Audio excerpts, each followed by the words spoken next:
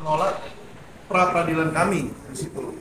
Dan juga sudah ada tekanan dari dua anggota DPR, yaitu Nasir Jamil dan Trimedia Panjaitan, agar kasus ini dilanjutkan. Nah, ini menurut kami merupakan sebuah kejutan dan sebuah kejanggalan, ya. Karena setahu saya DPR itu kerjanya harusnya bikin undang-undang, bukan jadi juru bicaranya Mabes Polri. Kenapa yang berbicara menanggapi kami selama ini bukanlah Kadit Humas atau Karopenmas, tapi yang menanggapi malah DPR. Jadi kita bingung gitu loh, ya. Nah, disinilah kami melihat bahwa ada dugaan oknum mafia penegak hukum itu ada yang seperti Mahfud ngomong. Ya karena aneh gitu loh Pak, iya dong. Kita tahu kan tupoksinya DPR itu apa. Ya kan nggak ada kok dari masyarakat yang meminta Panji Gumilang untuk dikriminalisasi atau diproses hukum, tuh nggak ada. Dan kalau masyarakat ketahui bahwa pelapor awal pun yang melaporkan Panji Gumilang atau Pondok Pesantren Al Zaitun sudah mencabut laporannya. Ya, jadi tidak ada lagi pelapor di sini. Yang berjalan ini cuma polisi, di belakangnya dibackingin sama oknum pemerintah. Itu yang kami lihat. Dan yang aneh itu, kenapa kok yang berbicara itu yang mencoba membela diri, membela polisi itu adalah DPR. Ini yang kami bingung. Ya, apakah ada kepentingan dari DPR atau ada titipan dari DPR? Ini yang kita nggak tahu Pak. Ya, tapi hal tersebut buat kami sangatlah janggal. Tapi seperti yang kami lihat, kami tidak mau mendahului keputusan pengadilan.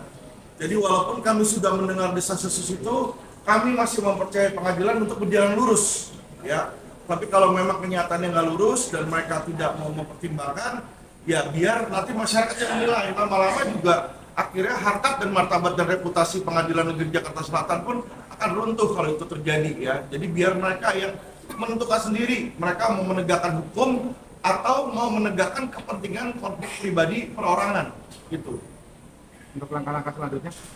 Langkah selanjutnya kalau memang para peradilan kami ditolak, kami akan mengajukan gelar perkara ke Karwasidik, karena P19 yang diberikan oleh kejaksaan kepada kepolisian itu tidak bisa dipenuhi.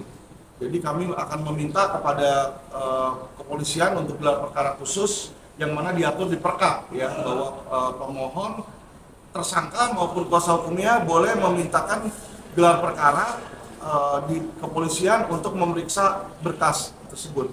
Dan kalau memang nantinya tidak ditemukan alat bukti dan unsur pidana, dari kepolisian pun bisa meng-SP3 hal tersebut. Demikian. Tambahkan Bang. Oke. Terkait dengan tambahan sedikit lah.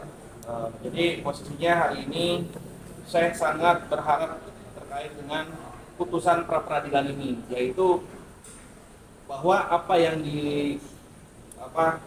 dibuktikan di dalam persidangan pra peradilan ini itu sangat-sangat jelas bahwa unsur-unsurnya memang janggal. Jadi saya berharap kepada Ketua Pengadilan Negeri Jakarta Selatan untuk memutuskan melalui hakim tunggal yang hari ini memegang perkara ini untuk memutuskan secara seadil-adil. Itu saja pesan dari beliau. Semoga Ketua Pengadilan Negeri Jakarta Selatan tidak posisinya tertekan dan memutuskan perkara ini secara adil dan tegas. Itu aja. Terima kasih. Bang, ada fakta baru nggak setelah kemarin Adit ke kapal? Ya kan sebelumnya kan Mabes, Barreskrim dan masyarakat banyak yang menduga-duga dan ada selentingan bahwa Al Zaitun ini adalah sarang teroris. Katanya ada bunker, ada senjata, ya kan. Tentu saya sebagai kuasa hukum ketika menerima kuasa nggak bisa menerima itu aja, tapi saya mau melihat sendiri dengan mata kepala saya, benarkah di lokasi tersebut ada bunker, ada senjata. Jadi kami keliling-keliling semua tempat di sana dan tidak melihat hal tersebut gitu loh. Jadi supaya jangan menjadi fitnah bagi masyarakat dan bagi pemerintah, ya Al Zaitun pun membuka pintu mereka, ya, kepada pemerintah atau pejabat yang masih meragukan, silahkan datang dan melihat sendiri, ya kan, apakah mereka menemukan di sana senjata, atau ada pelatihan militan, ya tidak ada.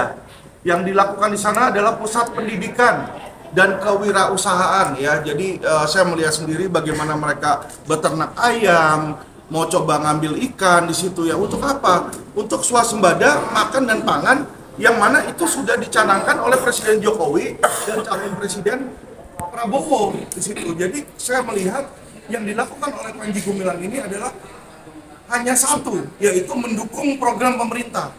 Jadi kalau orang yang seperti ini dikriminalisasi, saya akan bingung bagaimana orang Indonesia bisa berkreativitas dan nantinya bisa ikut serta kontribusi dalam program pemerintah kalau itu terjadi. Ya, jadi seharusnya orang seperti Panji Gumilang itu diberikan penghargaan, bukan malah di shutdown, dipenjarakan, dikriminalisasi, dirampas aset-asetnya, sehingga pondok pesantren itu nantinya misalnya harus tutup. Kan kasihan, yang rugi itu adalah masyarakat dan santri-santri di daerah Indramayu. Apakah itu dipikirkan oleh Mabes Polri? Tidak. Mereka cuma peduli ngambil uangnya, ngerampas uangnya di sana, ya kan, penjarain orang.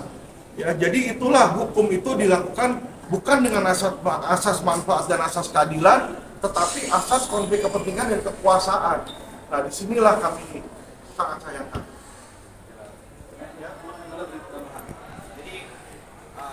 Kemarin kami berdua sudah mengunjungi Pondok Pesantren Mahad Al Zaitun dan disampaikan juga bahwa baru kali ini di tahun 2024 itu pajak naik sampai 1.470 sekian persen. 1.400 loh.